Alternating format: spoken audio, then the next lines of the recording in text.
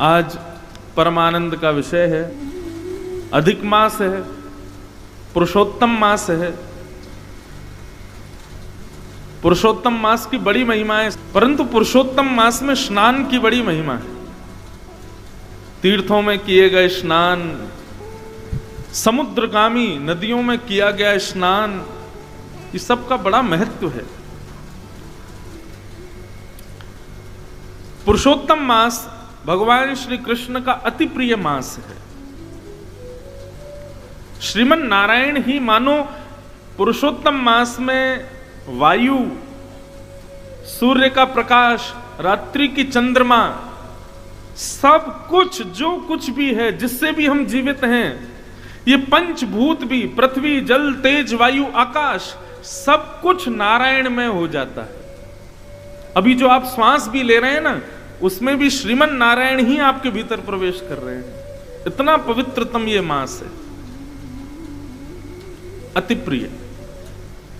साल भर में जितने भी श्रेष्ठ दिन होते हैं, चाहे जन्माष्टमी हो, चाहे राधाष्टमी हो, चाहे रामनवमी हो, हनुमान जयंती हो, नवरात्रि के दिन हो, कार्तिक मास हो, जितने भी साल भर के श्रेष्ठ दिनों में पुण्य प्राप्त होते हैं, वो सारे पुण्य पुरुषोत्तम मास के प्रति क्षण में प्राप्त होते हैं, हर सेकंड में। ऐसा है पुरुषोत्तम मास। हमसे भूल चूक में, जाने अनजाने में जो भी अपराध हमसे बन जाते हैं, पुरुषोत्तम मास के हर क्षण में भगवत दर्शन, भागवत दर्शन, तीर्थों का दर्शन, संत वैष्णवों का दर्शन उन समस्त पापों को नष्ट कर देता है। बहुत ध्यानपूर्वक सुनिएगा और सब लोग एक निष्ठ होकर के बैठिए, बिल्कुल एक एक शब्द सुनिए। जो भी अपराध हमसे बन जाते हैं, चाहे जाने में चाहे अनजाने में, ठाकुर जी हमको 4 वर्ष में एक बार पुरुषोत्तम मास में अवसर देते हैं कि उस भूल को ठीक कर लो। आपसे जो भी अपराध हुआ उससे निवृत्त होने का प्रयास कर लीजिए, मैं आपको अवसर दे रहा हूं। तो ये अवसर है, इसको गवाइएगा मत। आज हमारी बात मान के कथा पूर्ण होने के बाद में अपने अपने कक्ष में जाइएगा और एक कागज पेन लेके सारी लिस्ट बनाइएगा, हमने कितने अपराध हमसे हो चुके हैं जो हमको पता है, या फिर हम क्या क्या अपराध रोज ही करते हैं, कौन कौन से अवगुण हमारे भीतर विराजमान हैं, इन सब चीजों की लिस्ट बनाइएगा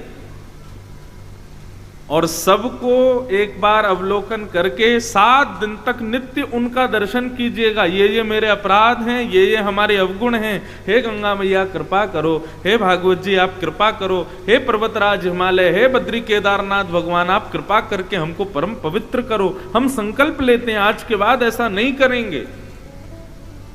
और 7 दिन बाद अपने अवगुणों की वो पर्ची, उस पर पुष्प आदि लग करके, तिलक आदि लगा करके बढ़िया उसको गंगा जी में प्रवाहित कर देना।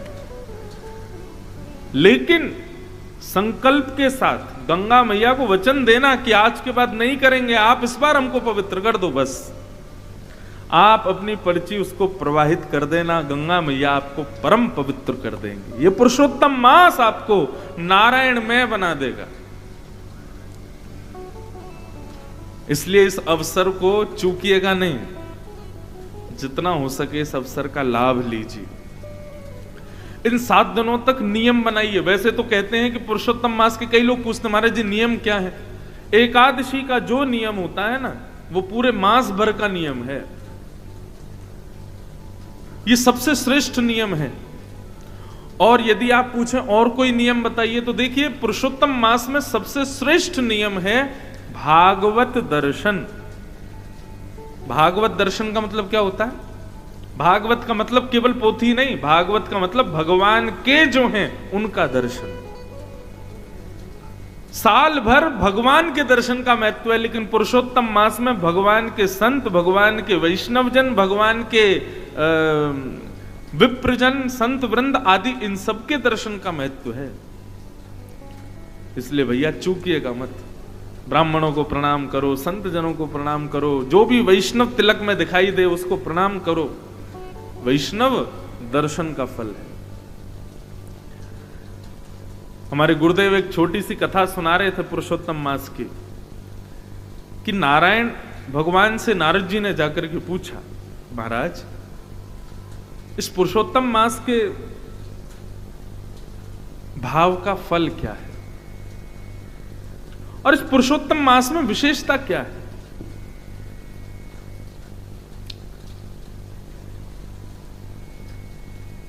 तब भगवान श्रीमन नारायण बोले, देखो अब हम तुमको बताएंगे तो तुमको शायद इतना समझ नहीं आए, तो एक प्रैक्टिकल करके बताते। नारद जी बोले, बताइए। बोले, नीचे अमुक नाम पर एक तालाब है, उस तालाब में एक मछली है, उस मछली से जाकर के पूछो पुरुषोत्तम मास का फल क्या है। नारद जी हंसने लगे, बोले मछली से जाकर के पूछूं मैं? भगवान बोले, हमारी आज्ञा है, इसको स्वीकार करो, जाओ तुरंत। नारद जी महाराज पृथ्वी पर जहां भगवान ने बताया तो वहां आए, तालाब में एक मछली थी। नारद जी ने जाके प्रणाम किया, जय हो मत्स्य देवता, भगवान की आज्ञा हुई है कि हम आपसे पूछें कि पुरुषोत्तम मास का फल क्या है, कृपा करके बताइए। बहुत सावधानी से सब लोग श्रवण करो।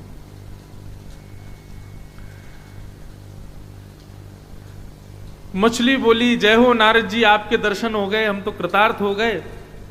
एक काम कीजिए, सामने एक गौशाला है, वहां पर एक गाय बछड़े को जन्म दे रही है, आप उस बछड़े से जाकर के पूछिए। और ऐसा कहकर के मछली ने अपने प्राण त्याग दिए। नारद जी बोले, ये क्या हुआ? भगवान ने तो आज्ञा दी थी कि ये बताएगी, लेकिन इसने तो प्राणी त्याग दिए। लेकिन कह के गई है कि उनसे पूछो, गैया बछड़े को जन्म दे रही है। नारद जी गए गौशाला में, जाके गैया को प्रणाम किया। बछड़े का जैसे ही जन्म हुआ, नारद जी ने प्रणाम किया, बोले भैया भगवत आज्ञा हुई है कि हम आपसे पूछें पुरुषोत्तम मास का फल क्या है। बछड़ा भी प्रसन्न हो गया, जय हो, मेरे कितने सौभाग्य कि जन्म लेते ही नारद जी के दर्शन हो रहे हैं। हे नारद जी, वो सामने वृक्ष है ना, उस वृक्ष पर एक सुख तोता, उसके बालक का जन्म हुआ है, आप जाकर के उस बालक से पूछिए। और ऐसा कहकर के उस वत्स ने भी प्राण त्याग दिए। नारद जी बोले, ये हो क्या रहा है भैया? मैं जिससे पूछ रहा हूं वो प्राण त्याग देता है। नारद जी उस वृक्ष पर तोते के वत्स से बोले, भैया आपका अभी जन्म हुआ। वो तोता प्रसन्न हो गया नारद जी को देख करके, बोले जय हो, आपके दर्शन हो गए नारद जी। नारद जी बोले, भैया पुरुषोत्तम मास के फल क्या है, पुरुषोत्तम मास की योग्यता क्या है, जरा बताइए। सुख पक्षी के उस छोटे से बालक ने कहा, जय हो नारद जी, आपके दर्शन हुए, मैं कृतार्थ हो गया। अभी अभी ना इस नगर के राजा के पुत्र ने जन्म लिया है, आप जाकर के राजा के यहां उस पुत्र से पूछिए। और ऐसा कहकर के वो सुख पक्षी का बालक भी मर गया। नारद जी तो घबरा गए, बोले मैं जिससे पूछता हूं वो प्राण त्याग देता। मछली के बालक ने त्याग दिया, गैया के बालक ने त्याग दिया, अब इस सुख के बालक ने भी। कहीं ऐसा नहीं हो मैं राजा से पूछने जाऊं उसका बालक भी प्राण त्याग दे। मैं जहां जा रहा हूं भैया, कहीं यही तो पुरुषोत्तम मास का फल नहीं है। नारद जी बड़े घबरा गए, लेकिन क्या करें, जानना तो है, भगवान की आज्ञा है। तो नारद जी पहुंचे, और पहुंच करके राजा ने तो आनंद हो गया, अरे वाह वाह वाह, जय हो, मेरे घर बालक हुआ, संत नारद पधारे हैं, भगवत शिरोमणि पधारे हैं, दंडवत प्रणाम किया। बोले महाराज भगवान की आज्ञा हुई है, पुरुषोत्तम मास का फल जान करके आओ, महिमा पूछ करके आओ। जो भी बता रहे हैं सब प्राण त्याग रहे हैं, अंततो गत्वा आपके पुत्र से पूछने के लिए कहा है। नन्ना सा राजा का पुत्र जैसे ही नारद जी की गोद में दिया, तो भगवत आज्ञा से वो नन्ना सा बालक ही बोलने लगा। बोले जय हो नारद जी, आपको प्रणाम। बोले भैया प्राण मत त्यागना, पहले ये बताओ पुरुषोत्तम मास का फल क्या है। वो बालक आनंदित हो गया और आनंदित होकर के बोला, नारद जी मैं अपने प्रारब्धों से एक मछली बना था, लेकिन पुरुषोत्तम मास में आपका दर्शन करके मैं उस योनि से मुक्त हो गया। अपने प्रारब्ध के कारण एक वत्स बन करके आया, बछड़ा बन के आया। पुरुषोत्तम मास में आपके दर्शन से मैं उस योनि से भी मुक्त हो गया। फिर मैं एक सुख पक्षी बन करके आया, आपके दर्शन से उससे भी मुक्त हो गया। और इन समस्त प्रारब्धों से मुक्त होकर के अब मैं मानव ही नहीं, एक राजा के घर में जन्म लेकर के आया हूं। केवल एक संत के दर्शन से ये फल प्राप्त होता है पुरुषोत्तम मास में। ये है भागवत दर्शन की महिमा।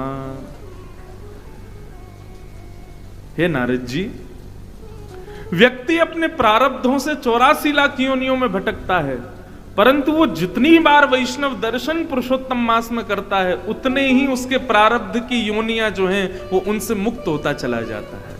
मतलब अब राह चलता जो भी तिलक लगाए सब वैष्णवी हैं। जिसके गले में कंठी माला दिखे समझो वैष्णवी है। गंगा में डुबकी भी लगा रहा है ना, वो भी वैष्णव है। सबको अपने नेत्रों से निहारते रहो, सबको प्रणाम करते रहो। जितनी ज्यादा से ज्यादा लोग देख लोगे उतने ही आप अपने प्रारब्ध की योनियों से मुक्त होते चले जाओगे। ये है पुरुषोत्तम मास में केवल भगवत भक्तों के दर्शन की महिमा। सोचो, भगवत भक्त के दर्शन की महिमा इतनी है तो तीर्थ में जाने की महिमा कितनी होगी। उस तीर्थ में भी भगवत नदियों में स्नान करने की क्या महिमा होगी, और भगवत नदियों में भी सर्वश्रेष्ठ श्री गंगा में स्नान की क्या महिमा होगी। और उसमें भी आप कथा भी सुन रहे हो।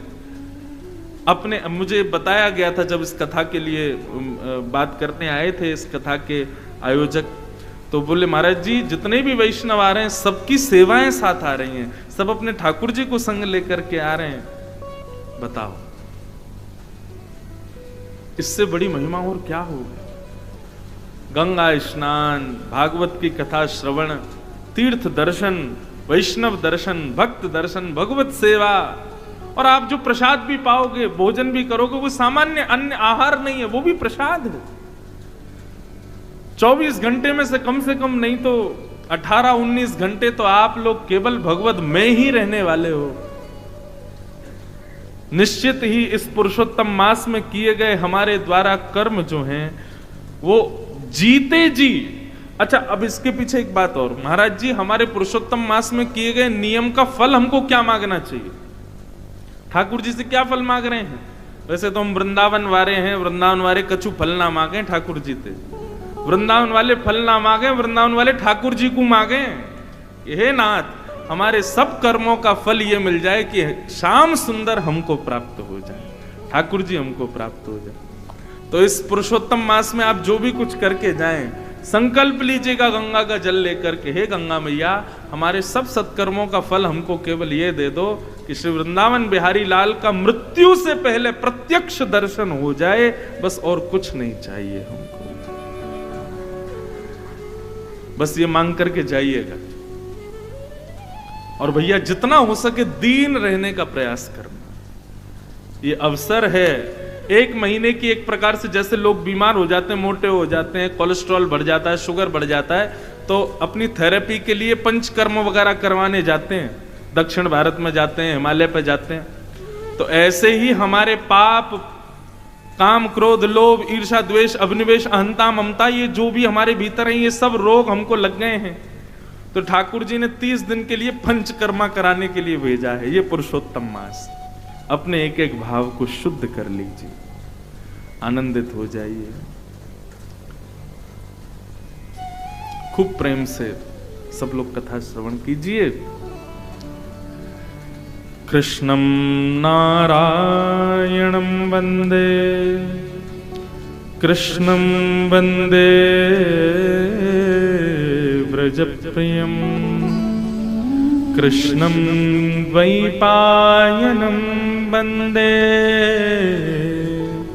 कृष्णं वंदे प्रथासुतं।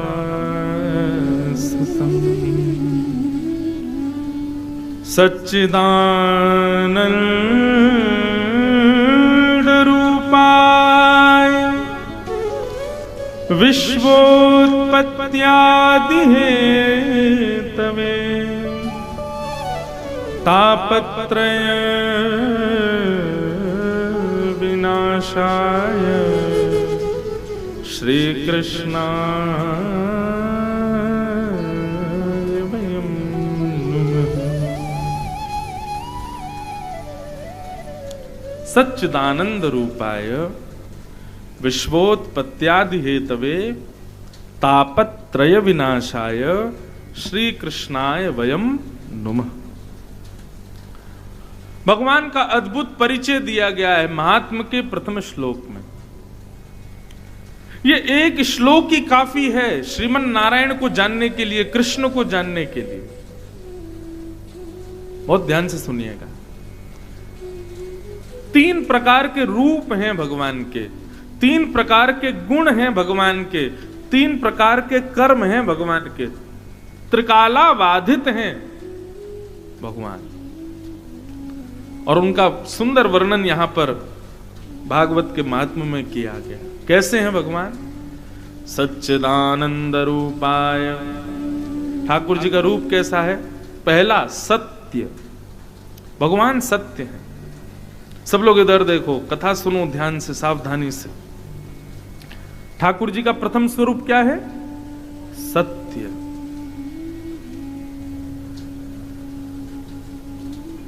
भगवान सत्य हैं, सब जानते हैं, लेकिन मेरी दृष्टि में एक भाव है, उनको सत्य इसलिए कहा जाता है क्योंकि उनके सामने जाने के बाद व्यक्ति के भीतर कितनी भी सत्यताएं छुपी हो सब प्रकट हो जाती हैं। बहुत ध्यान से समझिएगा इस बात को। आप अपने अवगुणों को अपनी पत्नी से छुपा लोगे, पत्नी अपने भावों को पति से छुपा लेगी, बच्चे माता पिता से छुपा लेंगे, सबसे आप अपने भावों को छुपा लोगे। लेकिन ठाकुर जी के सन्मुख जाते ही कई लोग कान पकड़ते हैं। क्यों पकड़ते हैं? ए नाथ, आप तो सब जानते हो मेरे अंदर क्या क्या है, मैं कैसा हूं, ये पड़ोसी को देख करके मुझको कितनी जलन होती है, आपको सब पता है। किसी की उपलब्धि मुझसे देखी नहीं जा रही है, आप सब जानते हो नाथ। मैं एकादशी के दिन चुपके चुपके रोटी खा लेता हूं, आपको पता है नाथ। आप सब जानते हो नाथ, आपसे क्या छुपा है। हमारे भीतर जितने भी असत्य हैं जो हमने सबसे छुपाए हैं, ठाकुर जी के सामने सहज सब प्रकट हो जाते हैं, इसलिए वो सत्य हैं। व्यक्ति कितना भी बनावटी रूप धारण कर ले संसार को रिझाने के लिए, लेकिन ठाकुर जी के सामने जाकर के उस सब वास्तविकताएं उसको याद आ जाती हैं। मैं कितना क्रोधी हूं, मैं कितना कामी हूं, कितना लोभी हूं, कितना द्वेष मेरे भीतर बड़ा है, ये सब ठाकुर जी के सामने प्रकट हो जाता है, इसलिए वो सत्य हैं। क्यों? क्योंकि व्यक्ति के हृदय से सत्य को प्रकट करा देते। उनके जैसे सूर्य के प्रकाश आते ही अंधेरा रुकेगा नहीं। सूर्य के प्रकाश आते ही कितनी भी बहुमूल्य वस्तु हो, अंधेरे में जो दिख नहीं रही है वो प्रकट हो जाती है। ऐसे ठाकुर जी के सामने जाते व्यक्ति के सारे विकार, सारे असत्य प्रकट हो जाते हैं, इसलिए वो सत्य है। तो भगवान का पहला स्वरूप क्या है? सत्य। ठाकुर जी का दूसरा स्वरूप है चैतन्य। भगवान चैतन्य है। केवल जड़ में ही उनका दर्शन मत करो, केवल मूर्ति में ही वो है, ऐसा नहीं। हमारे वृंदावन में, मैं एक बात कथाओं में कहा करता हूं, हमारे वृंदावन में जिसको देखो राधे राधे राधे राधे, जय श्री राधे राधे राधे बोलते, बेचारे कन्हैया तो कोने में कहीं बैठे हैं। जय श्री कृष्ण हम बार कोई 2-4 लोग बोलते, नहीं तो वृंदावन में सब राधे राधे ही बोलते हैं। लेकिन आप मंदिर में जाकर के देखो, बिहारी जी चले जाओ, राधा वल्लभ जी चले जाओ, राधा रमन जी चले जाओ, कहीं भी चले जाओ, बैठे कौन है? श्याम सुंदर। और मुख से बोल क्या रहे हैं? जय जय श्री राधे। राधा रानी कहां है? सब जगह ठाकुर जी बैठे हैं। अब इसके अनेक भाव हैं। राधा रानी बैठी हैं, वो देखने के लिए बहुत समय चाहिए, सदगुरु की कृपा चाहिए तो किशोरी जी दिखें। लेकिन प्रत्यक्ष भाव से, यदि सामान्य भाव से वृंदावन में आप देखो तो केवल ठाकुर जी हैं। राधा रानी कहां है? वृंदावन की वायु राधा रानी है, वृंदावन के शब्द राधा रानी है, वृंदावन का कण-कण राधा रानी है, वृंदावन में प्रकाश राधा रानी, वृंदावन की निशा राधा रानी, वृंदावन में वृक्ष राधा रानी, पत्र राधा रानी, सब राधा रानी है। केवल जड़ भाव से राधा रानी नहीं है, चैतन्य भाव से वृंदावन में विचरण कर रही हैं, वो श्री राधा रानी सब जगह घूम रही है।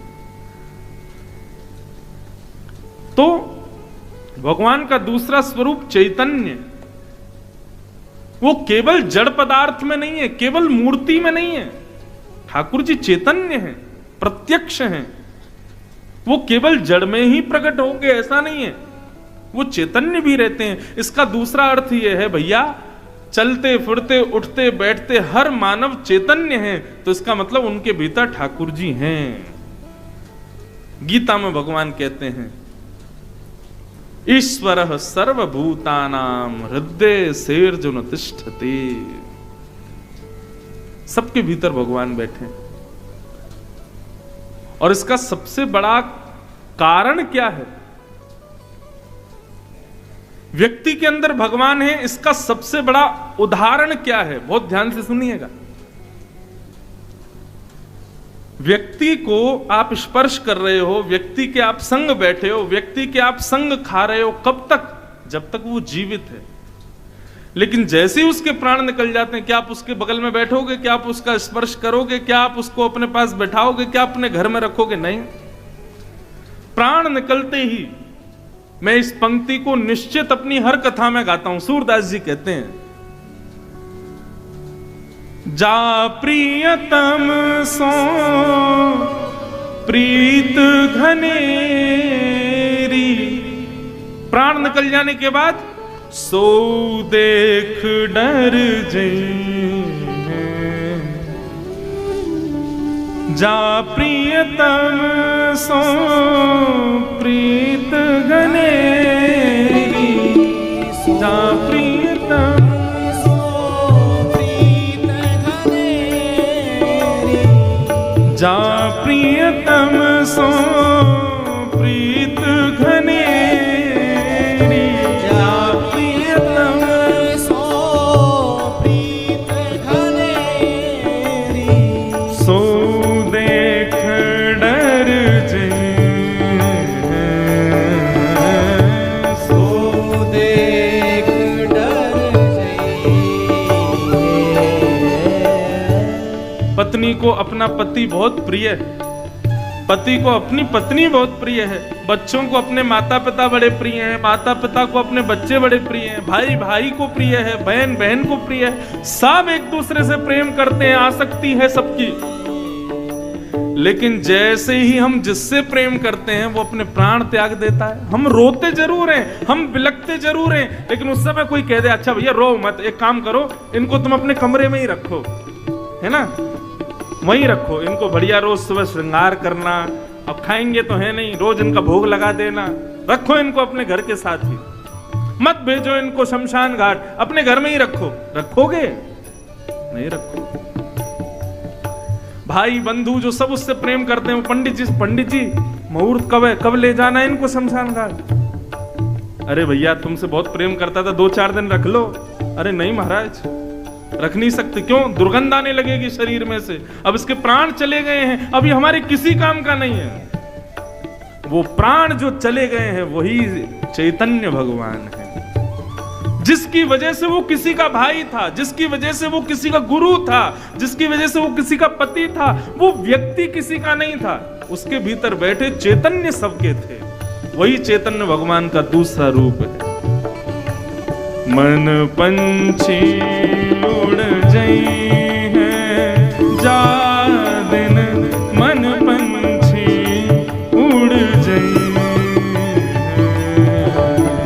मन पंछी उड़ जई है जा दिन, मन पंछी उड़ जई। सूरदास जी कहते हैं बिन गोपाल को नहीं अपनो, बिन गोपाल को नहीं अपनो, बिन गोपाल को नहीं अपनो, बिन गोपाल को नहीं अपनो। जासों की रहती रही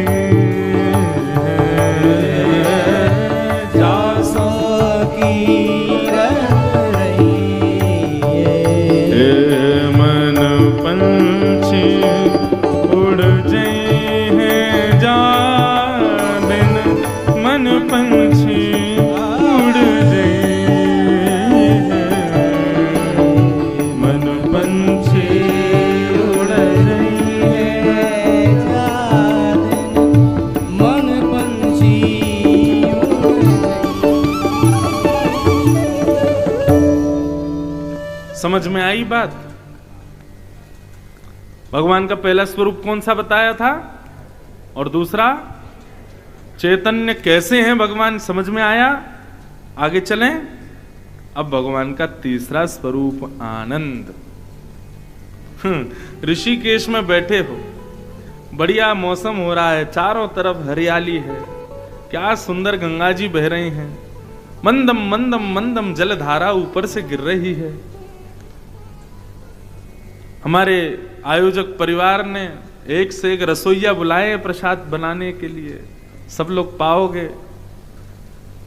बढ़िया जैसी तैसी कथा है, व्यास जी सुनाएंगे। बताओ सुख मिल रहा है कि आनंद आ रहा है? क्या अंतर है दोनों में? सुख में और आनंद में अंतर क्या है? जिस वस्तु का उपभोग करने पर, जिस वस्तु का उपयोग या उपभोग करने पर उस वस्तु की रसता धीरे धीरे कम होने लग जाए, उसको सुख कहते हैं। जैसे कि रसगुल्ला आपने खाया, तो एक खाने के बाद में दूसरा जब खाओगे तो पहले में जो स्वाद आया था वो दूसरे में नहीं आएगा, धीरे धीरे कम होने लग जाता है। महंगे फोन, 1.5 लाख का 2 लाख का फोन खरीद के लाओगे तो उसको डिब्बे से निकालते ही चलाने में जो सुख मिलेगा वो उसके अगले दिन कम हो जाएगा, उसके तीसरे दिन और कम हो जाएगा, चौथे दिन और कम हो जाएगा, धीरे धीरे कम होता चला जाएगा। 1 करोड़ की 1.5 करोड़ की गाड़ी लेकर के आओगे शोरूम से, पहले दिन बैठने में जो सुख मिलेगा धीरे धीरे वो कम होता चला जाएगा। 25,000 रुपए प्रतिदिन के महीने के कमरे में किसी होटल में रुकोगे तो प्रवेश करते ही जो सुख मिलेगा वो हर क्षण में कम होता चला जाएगा। संसार की हर वस्तु जिसका उपभोग करने पर उसके उपभोग से मिलने वाला सुख कम होता रहे, उसी को सुख कहते हैं। लेकिन ऐसी वस्तु जिसका उपभोग करने पर रस का वर्धन होता रहे, उसको आनंद कहते हैं। और वो आनंद केवल ठाकुर जी की कथा और ठाकुर जी के दर्शन, वैष्णव संग और ये मधुर आनंद में ही होता है। ये है सुख में और आनंद में अंतर। पहले दिन जितना आनंद आ रहा है कथा में, कल उससे दुगुना आएगा, तीसरे दिन उससे तिगुना आएगा, चौथे दिन उससे 4 गुना ज्यादा आएगा, और अंतिम दिन तो कहीं कहीं ऐसा भी हो जाता है कि लोग विलक विलक करके रोते हैं कि कथा विश्राम क्यों हो गई, अब हमको घर जाना पड़ेगा। व्यास जी आप जा रहे हो? एक जगह मेरी कथा हुई थी, वहां तो मुख्य यजमान जो थे वो मूर्छित ही हो गए 7वें दिन। मंच पर मुझको विदा करने के लिए जब तिलक करने आए तो जो मुख्य यजमान थे वो मूर्छित हो गए, बेहोश हो गए, विरह में कि कथा जा रही है, अब हमारे यहां कथा विश्राम हो गई। आनंदाम बुद्धिवर्धनम प्रतिपदम, जो हर क्षण में जिस सुख का वर्धन जहां पर होता है उसको आनंद कहते हैं। और क्षमा कीजिएगा, संसार के लोग इस बात को समझते नहीं है। आध्यात्म भक्ति मार्ग हर क्षण में सुख का वर्धन करता है, हर क्षण में सुख को बढ़ाता है। अरे कहां तक कहें, कृष्ण और श्रीमन नारायण की चरण सन्निधि में रहने वालों को रोने में भी सुख मिलता है। संसार के लिए रोते हैं तो मन होता है कोई आए, हमको चुप करा दे, हमको हृदय से लगा ले, हमारे आंसू पहुंच दे। लेकिन जब भगवत विरह में आंसू निकलते हैं ना, तब मन होता है कोई ना आवे, मुझे कोई रोके ना, मुझे कोई टोके ना, थोड़ा एकांत में रहने दो, मुझे छेड़ो मत, मुझे रोने दो। क्यों? ये सुख दे रहा है। इसको कहते हैं आनंद, जो प्रतिपद, प्रति क्षण में, प्रति सेकंड में आपके सुख को बढ़ाता है और उसका वर्धन करता है। क्षमा कीजिए, संसार में ऐसी कोई वस्तु नहीं है जो आपके सुख को बढ़ाए। सांसारिक ऐसी कोई वस्तु नहीं जो आपके सुख को बढ़ाए। आप इसमें कई लोग मुझे पता है क्या तर्क देते हैं, महाराज जी मदिरा पीने वाला व्यक्ति उसको हर दिन सुख मिलता है। अरे मैंने कहा कभी पूछना उससे, जब वो मदिरा पान ना करता हो तब पूछना, भैया तुमको अच्छा लगता है? तो पता क्या बोलेगा, ना बिल्कुल अच्छा नहीं, मैं तो चाह रहा हूं छूट जाए। लेकिन मेरी इंद्रियां इसके प्रति आसक्त हो गई हैं। अच्छा ठीक है, आप मुझे कहते हो कि महाराज मदिरा पान करने वाले और दुनिया भर के सांसारिक व्यसनों को करने वाले, उन लोगों को सुख मिल रहा है इसीलिए तो वो रोज कर रहे हैं, लेकिन उससे हो क्या रहा है? उनके शरीर का ही तो पतन हो रहा है, उनकी बुद्धि का पतन हो रहा है, उनकी मानसिकताओं का पतन हो रहा है, उनके विचारों का पतन हो रहा है। लेकिन आध्यात्म जगत में रहने वाले व्यक्ति का सुख भी बढ़ता है, आनंद भी बढ़ता है और बौद्धिक विकास भी होता है, मानसिक विकास भी होता है, उसका पतन नहीं होता, उसका शरीर। आहा, अब ये मानस जी की कथा करके आए ना, तो एक सुंदर विषय उसमें आया कि हनुमान जी जब विभीषण के यहां गए, लंका में जब घूम रहे थे, तो जैसे ही विभीषण के घर गए, बाहर देखा धनुष बाण चित्र लगा है, राम राम की ध्वनि आ रही है, तो हनुमान जी ने ब्राह्मण का वेश धारण किया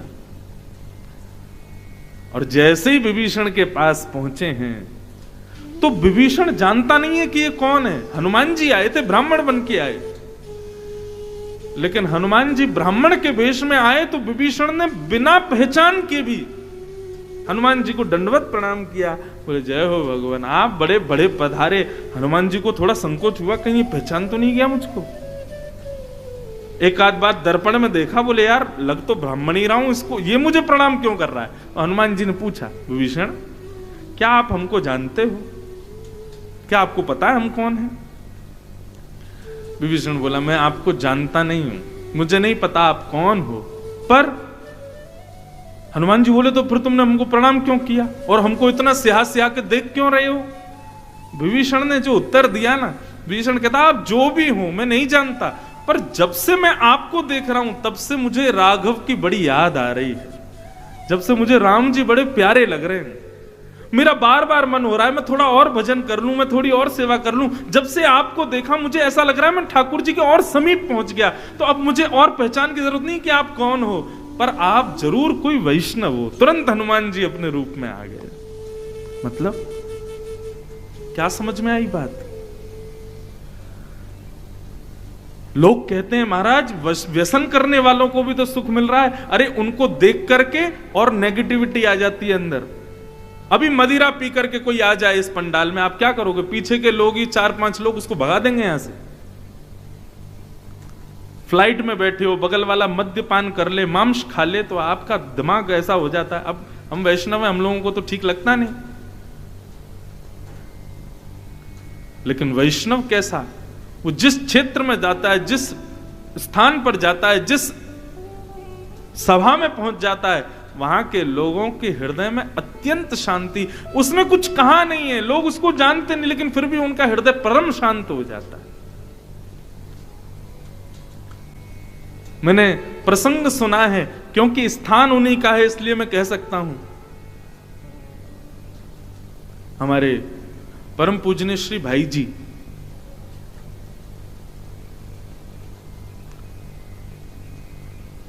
भाई जी का एक मैंने प्रसंग कहीं सुना कि जब श्री राधा बाबा भाई जी से प्रथम बार मिलने के लिए गीता वाटिका पहुंचे, थे बड़े ज्ञानी थे, उनके आगे अच्छे अच्छे ज्ञानी ठहर नहीं पाते थे,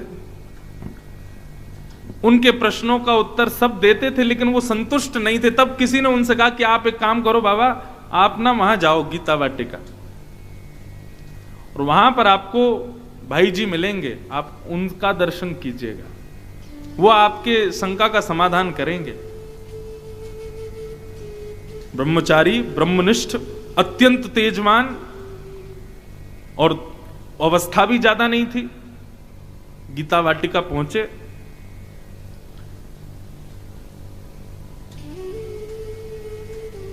पूज्य भाई जी संतों को प्रसाद पवा रहे थे, तो किसी ने कहा बाबा आप थोड़ा विराजो, भाई जी अभी आ रहे हैं।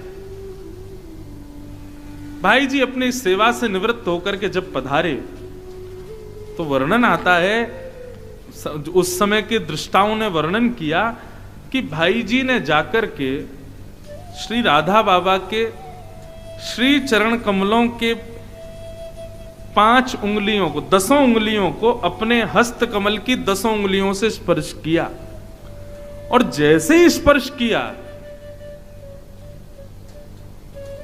राधा बाबा की वो स्थिति हो गई जो वृंदावन जाकर के उद्धव की स्थिति हुई थी। बस अब कुछ सुनना, कहना, कोई प्रश्न करने के लिए बोले ही नहीं। बस ऐसा लगा मेरे सारे समाधान हो गए हों केवल स्पर्श मात्र से। और फिर सदा सर्वदा के लिए राधा बाबा ने संकल्प लिया कि मैं जब तक जीवित हूं, जब तक पृथ्वी पर हूं, तब तक 24 घंटे में एक बार भाई जी को जरूर देखूंगा। यह है आध्यात्मिक व्यक्ति के स्वरूप का, स्पर्श का, उसकी उपस्थिति का यह प्रभाव है। यह एक व्यसनी का हो सकता है। इसलिए बंधुओं, भगवान का दूसरा स्वरूप, तीसरा अंतिम स्वरूप है आनंद। आनंद मतलब जो आपके सुख का प्रतिक्षण वर्धन करे, हर क्षण में उसका वर्धन होता रहे, हिलोरें उठती रहें। अच्छा, एक अंतर और है सुख में और आनंद में। सुख में बहुत व्यवस्थाएं चाहिए तब आपको अच्छा लगता है, लेकिन आनंद में बिना किसी व्यवस्था के भी अच्छा लगता है। अब वैसे तो कई माताएं भाई लोग कुर्सी पे बैठे हैं, सबको प्रणाम है, उतर के नीचे मत आ जाना, बैठे रहना। अब आप व्यवस्था में बैठ के कथा सुन रहे हो, ठीक है, आनंद मिल रहा होगा, लेकिन थोड़े से आप वंचित हो रहे हो। आपसे ज्यादा सुख नीचे बैठने वालों को मिल रहा होगा, क्योंकि व्यवस्था का त्याग करके कथा सुन रहे हैं ना, ज्यादा व्यवस्थित होकर के नहीं सुन रहे, इसलिए इनको और ज्यादा आनंद आ रहा होगा। यही अंतर है सुख में और आनंद में।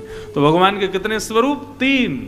पहला सत्य, दूसरा चैतन्य और तीसरा आनंद। सच्चिदानंद रूपाय।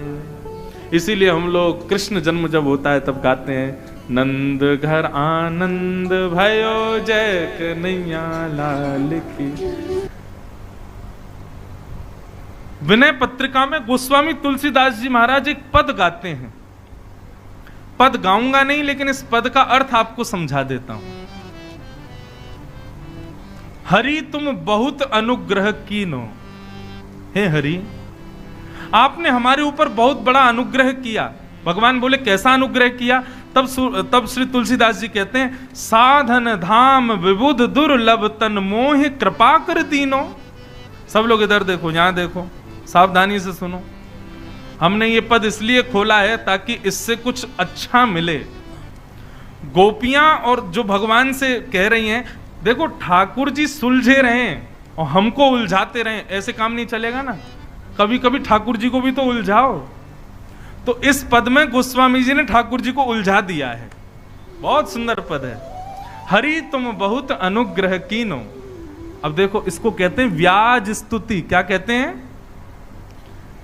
यहां पर प्रशंसा कर रहे हैं भगवान की, लेकिन कहीं ना कहीं भगवान से कुछ ना कुछ काम भी बनवा रहे हैं। जैसे हम कई बार किसी की झूठी, अरे भैया आप तो बड़े श्रेष्ठ हो, बड़े महान हो, आपसे महान कौन है, ऐसी बात कर रहे हैं गोस्वामी जी। हरि तुम बहुत अनुग्रह कीनो। भगवान बोले हमने क्या अनुग्रह किया? बोले साधन धाम विबुध दुर्लभ तन मोह कृपा कर दीनो। ये तन जिसको पाने के लिए, मानव शरीर पाने के लिए लोग इतनी तपस्या करते हैं, आपने इतनी सुलभता से मुझे दे दिया नाथ, आपने बड़ी कृपा की मेरे ऊपर। तो भगवान थोड़े मुस्कुरा गए, फूल गए, बोले अच्छा चलो कोई बात नहीं, ज्यादा प्रशंसा मत करो। गोस्वामी जी बोले आगे सुन लीजिए थोड़ा। बोले क्या? बोले कोटि हु मुख कही जात ना प्रभु के एक एक उपकार। और प्रशंसा कर रहे हैं, ठाकुर जी को चढ़ा रहे हैं ऊपर पहाड़ पे। बोले ठाकुर जी एक मुख से क्या, मैं करोड़ों मुख से भी आपकी प्रशंसा करूं, आपके अनुग्रह की कृपा की बात बताऊं तो भी नहीं कर पाऊंगा। आपने इतना अनुग्रह किया मेरे ऊपर। लेकिन नाथ, तदपि नाथ कछु और मांगी हूं, दीजो परम उदार। पहले तो भगवान की बड़ी प्रशंसा कर दी, आपने सब कुछ दे दिया, लेकिन नाथ हम क्या करें, हम तो सांसारी पापी लोग हैं ना, मांगने की हमारी प्रवृत्ति जाती नहीं, हम कुछ और भी मांगना चाहते हैं। भगवान भूल तो गई हैं, बोले अच्छा मांगो, क्या चाहिए तुमको? तुलसीदास जी बोले बस अब ये फंस गए, अब मांगो इनसे। गोस्वामी जी कह रहे हैं, विषय वारी मन मीन भिन्न नहीं, होत कबहु पल एक। ताते सहु विपत्ति अति दारुण, जन्मत जोनि अनेक। गोस्वामी जी कह रहे हैं, हे नाथ, विषय वारी शब्द सुनिएगा। काशी विश्वविद्यालय के लाइब्रेरी में भी एक तो हमारे वृंदावन के स्वामी हरिदास और दूसरे चित्रकूट के श्री गोस्वामी तुलसीदास, इनके शब्दों के अर्थ नहीं मिल पाएंगे। इनके शब्दों के अर्थ तो किसी संत के चरणों में ही मिलेंगे।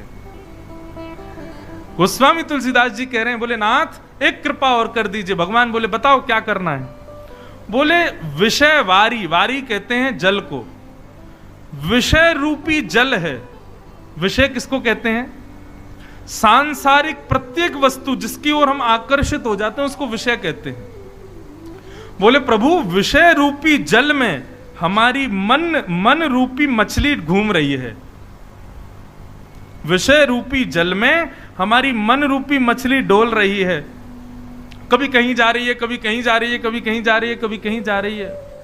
और इस मछली को विषय रूपी जल में घुमाने की वजह से हमको बार बार योनियां बदलनी पड़ती हैं। भगवान बोले हाँ बात तो सही है। ठाकुर जी कह रहे हैं तो इस विषय रूपी जल से मन को निकालो, मछली को निकालो। तब गोस्वामी जी मुस्कुरा करके कहते हैं, बोले प्रभु यही तो मांगना है। बोले क्या? बोले कृपा डोरी बनसी पद अंकुश, परम प्रेम मृदु चारो, एहि विधि वेद हरहु मेरो दुख, कौतुक राम तिहारो। ठाकुर जी जैसे नदी सरोवर के किनारे कई बार मछली पकड़ने वाला जाता है और अपनी बांस की बंशी को डालता है, उसमें एक धागा लगा होता है, उसमें एक कांटा होता है, उस कांटे को वो नदी में फेंक देता है और वो ना एक टक ऐसे ही बैठा रहता है। और जैसे ही उसको दिखता है कि उसका धागा हिला, वो तुरंत उसको खींच लेता है पीछे और मछली उस कांटे में फंस करके बाहर आ जाती है। भगवान बोले हाँ बात तो सही है।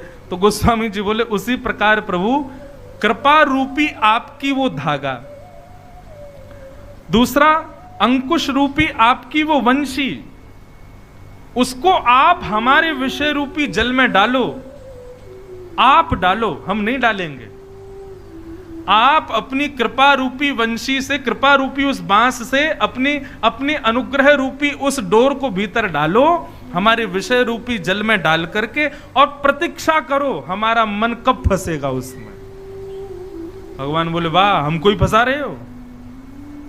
गोस्वामी जी कह रहे हैं मेरे बस में नहीं है इस मछली को, मन रूपी मछली को पकड़ना। हे नाथ आप ही मेरे विषय रूपी जल में अपनी कृपा रूपी डोर डाल करके प्रतीक्षा करो। मेरा मन जिस दिन आपकी कृपा रूपी रस्सी से टकरा जाए तुरंत उसको खींच करके बाहर निकाल लीजिएगा।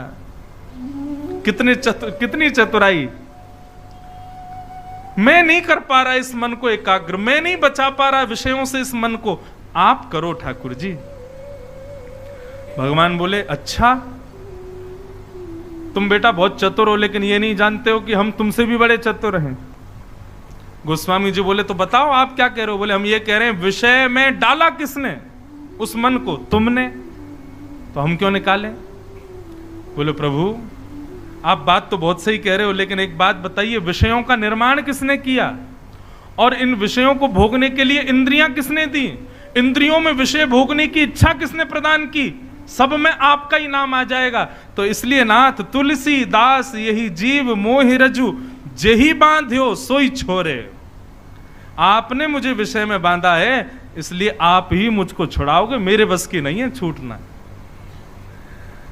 गोस्वामी जी की बात सुनकर के राम जी प्रसन्न हो गए। वाह गोस्वामी जी आपकी इस चतुराई पर हम न्योछावर हैं। ठाकुर जी विषय आपने बनाए, हमारी इंद्रियां आपने बनाई और विषय भोगने की इच्छा आपने प्रकट की, तो मैं क्यों एकाग्र करूं मन को? आप करो, आप मेरे मन को संभालो, बस प्रतीक्षा करो। मैं किसी दिन आपकी कृपा रूपी डोरी से टकराऊं बस। अभी आप लोग जितने भी यहां बैठे हो सब टकरा ही रहे हो, लेकिन हमने ठाकुर जी से कहा ही नहीं है कि हमारे मन को खींच लेना, इसलिए खींच नहीं रहा है। एक आध के खिंच गए होंगे। इसलिए भैया ये कथाओं में जाना, वृंदावन जाना, सत्संग में जाना, एक प्रकार से भगवान की कृपा रूपी उस कांटे से टकराना है। लेकिन खींचे ठाकुर जी, इसकी प्रार्थना ठाकुर जी से करो। वही बात गोपियां कह रही हैं, हे नाथ,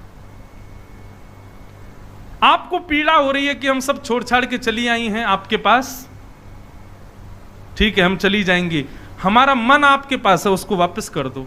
भगवान बोले ये तो संभव नहीं है। बोले संभव नहीं है तो हमको स्वीकार करो।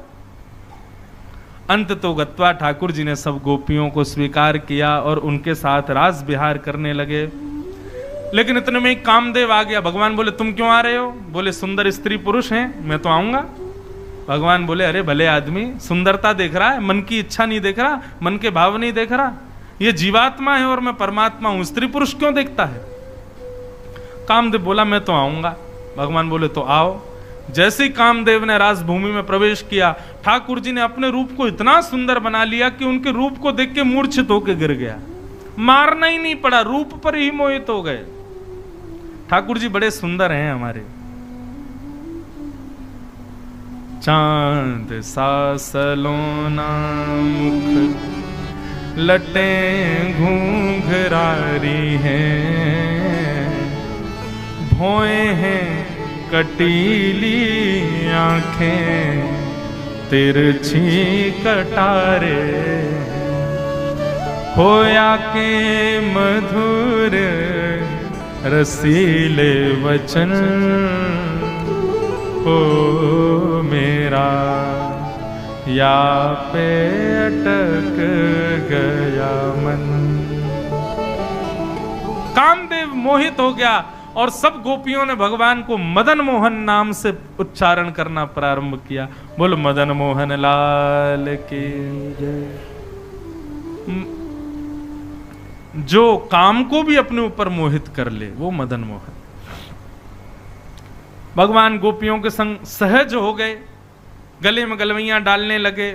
गोपियों को पसीना आए तो अपने अपने ही पटका से पोंछने लगे। गोपियों को अभिमान हो गया कि हम बड़ी सुंदर हैं, इसलिए हमारे रूप पर ठाकुर जी मोहित हो गए। ये बात जानते ही ठाकुर जी को अच्छा नहीं लगा कि इनको अभिमान हो रहा है। अभिमान जानते ही ठाकुर जी समस्त गोपियों के बीच से अंतर्ध्यान हो गए। सब गोपियां यत्र तत्र सर्वत्र खोजने लगीं, लेकिन श्याम सुंदर नहीं मिले। तब यमुना पुलिन पर जाकर के गोपियों ने गोपी गीत गाया। अभिमान जानते ही ठाकुर जी समस्त गोपियों के बीच से अंतर्ध्यान हो गए। सब गोपियां यत्र तत्र सर्वत्र खोजने लगीं, लेकिन श्याम सुंदर नहीं मिले। तब यमुना पुलिन पर जाकर के गोपियों ने गोपी गीत गाया। हम लोग गंगा के पुलिन पर बैठे हैं, गंगा के तट पर बैठे हैं। जिनको गोपी गीत आता हो मेरे साथ गाइएगा, जिनको नहीं आता फोन में खोल लो, फिर भी गाओ सब लोग। आज पुरुषोत्तम मास के पावन अवसर पर गंगा जी के तट पर ऋषिकेश में हम आप सब लोगों ने गोपी गीत और श्रीमद् भागवत के एक संपूर्ण अध्याय का पाठ किया है। गोपी गीत का यदि कोई व्यक्ति सहस्त्र गान कर ले, 1000 बार गा ले गोपी गीत, एक दिन में एक बार या 1000 दिन में एक एक गावे, तो ऐसा कहते हैं कि उसके स्वप्न में ठाकुर जी का दर्शन संभव हो जाता है। परंतु अधिक मास का इतना बड़ा महत्व है कि यहां जो भी करो वो मल्टीप्लाई इनटू 1000 होता है। आपने अभी जिन लोगों ने भी मेरे साथ संपूर्ण गोपी गीत गाया, गंगा के तट पर गाया, तो बाकी के स्थानों पर तो मल्टीप्लाई इनटू 1000 होता होगा, लेकिन गंगा के तट पर तो मल्टीप्लाई इनटू 10,000 हुआ होगा। आज 10,000 गोपी गीत हमारे संपूर्ण हुए और अब प्रतीक्षा करो, स्वप्न में ठाकुर जी आएंगे। स्वप्न में निश्चित उनका दर्शन होगा। ये हम व्यासपीठ से आपको कह रहे हैं। और हो जाए ना तो किसी को गाने मत ले जाना, बताना मत किसी को, बस अपने मन ही मन प्रसन्न हो जाना। अब मैं भी प्रतीक्षा करूं, आप भी करो, श्याम सुंदर निश्चित पधारेंगे। और बंधुओं, नहीं आ रहे तो ऐसा नहीं है कि प्रतीक्षा में हो कि हमने एक ही बार तो एक दिन गाया तो था, 10,000 हो गए थे। क्या जा रहा है, रोज गा लो, 10 मिनट रोज लगेंगे, रोज गोपी गीत का गान करो। अधिक मास तो पूरे पूरे करो। हम तो कह रहे स्वप्न का प्रत्यक्ष श्याम सुंदर आ जाएंगे। गोपी गीत इतना प्रिय है श्याम सुंदर को। जी का तट है, पुरुषोत्तम मास है, मधुर आनंद के साथ सब लोग जय जयकार करो।